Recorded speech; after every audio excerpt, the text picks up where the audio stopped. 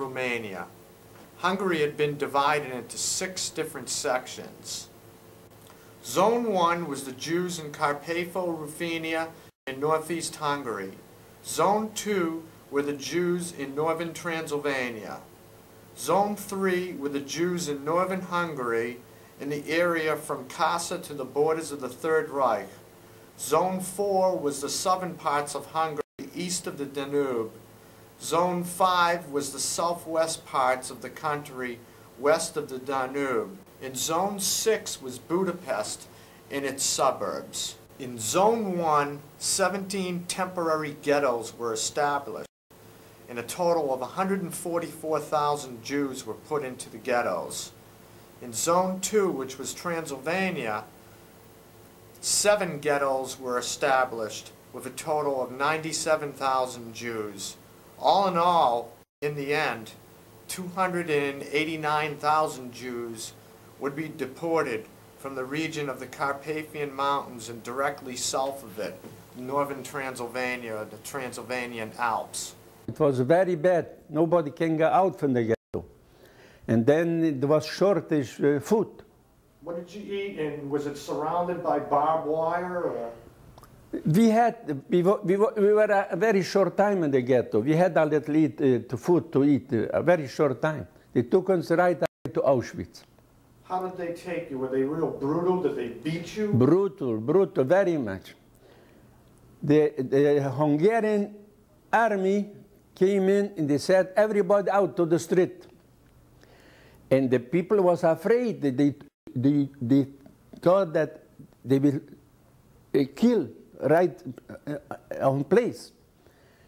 And then they took the people that took us to the train, and they put it in cattle wagons, like cows, like horses, without food, without water, without restrooms. 2 days, 2-3 days we were there until we came to Auschwitz, in concentration camp. A few streets were blocked off. You couldn't leave them. And whoever lived in those houses, who lived there before, they were obliged to take in more families.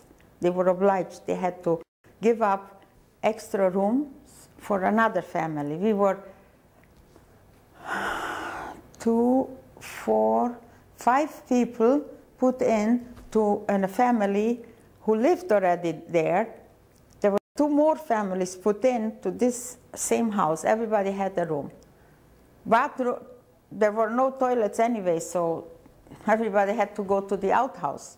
So there was no problem with the toilets or with the bathrooms because there was none.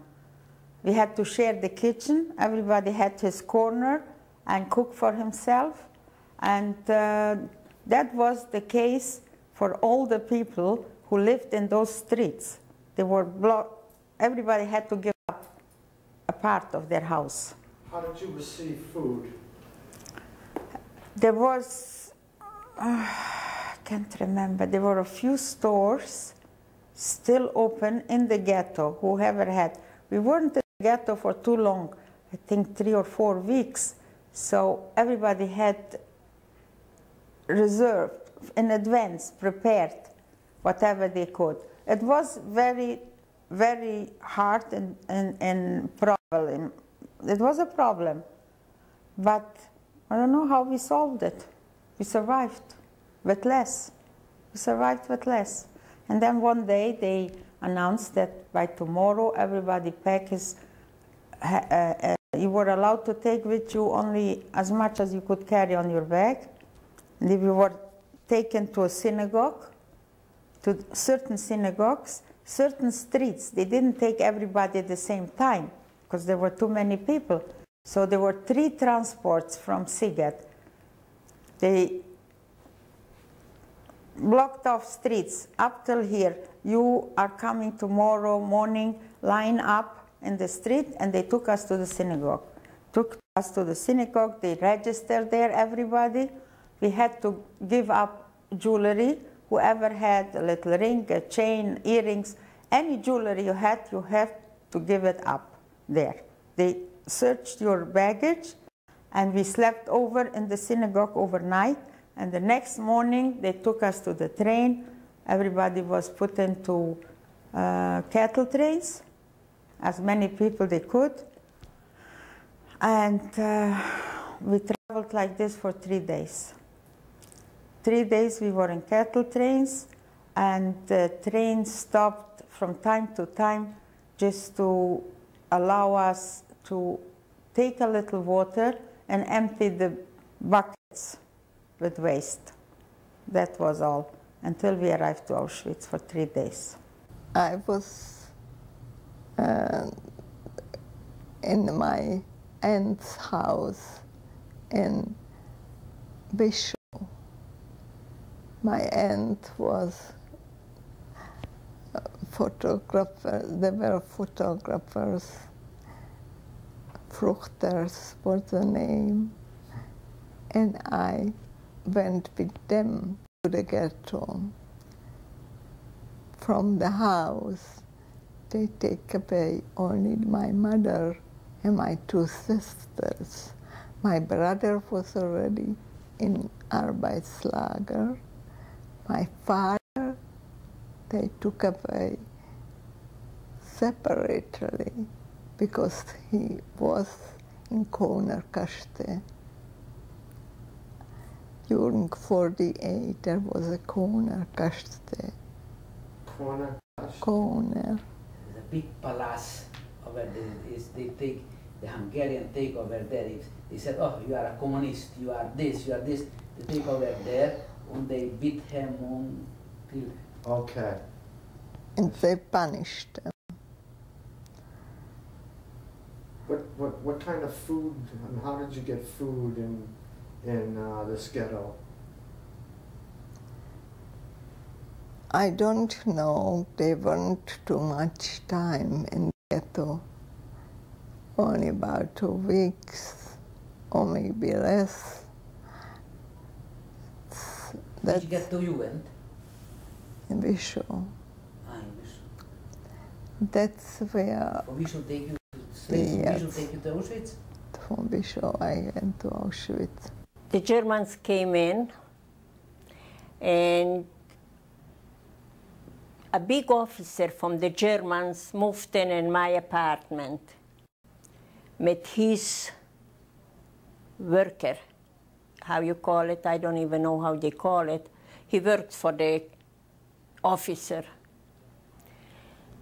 And the officer said to me, when he knew that I'm Jewish, he said to me, "You run away where you can, because the Germans coming in, they're going to send you in camps." But we did not believe it. And he said, "Please do it." But we never did it. Then the German, because we didn't believe him, the Germans came in and they took away. Before the Germans came in, we had to give up our business. They took away our business. They came, they took away our business. And then they took us in a camp, in a concentration camp that was like a ghetto. They called it ghetto then. That was in Akna, Slatina, me and the baby. And my husband wasn't home. He was in the labor camp. He worked. We was set up in schools, and we was sleeping on the floor, and they put straw on the floor, and we was sleeping on the floor. And we had a maid home. She was a Gentile, and she heard that I am in Akla Slatina in that camp. She came and smuggled herself in and bring me food there. And she wanted to take my baby. She said she's going to take care of him. I should give it to her, and I didn't want to be separate from the baby. I know that the Hungarians were there. The Hungarian took us. Hungarian gendarmerie? They